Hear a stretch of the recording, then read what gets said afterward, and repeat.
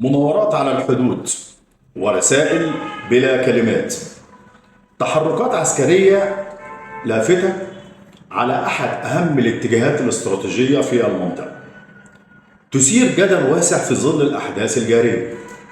إيه الحكاية؟ مناورات عسكرية مصرية بتجرى على الحدود بسيناء بتحمل معاني كتيرة، يأتي ذلك في إطار رفع الجاهزية واختبار الاستعداد القتالي للجيش المصري.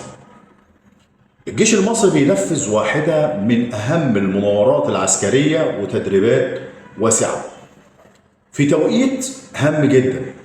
ليه؟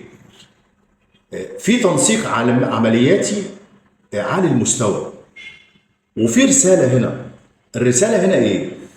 ده مش مجرد تدريب، ولكن رسالة بتؤكد على جاهزية القوات المسلحة المصرية لأي أحداث وسرعة الاستجابة لأي تطورات في مناطق الحدود. التدريب بيحاكي سيناريوهات مختلفة من تأمين الحدود والتعامل مع أي تهديد أو أي تهديدات محتملة. طيب في الخلفية بيحصل إيه؟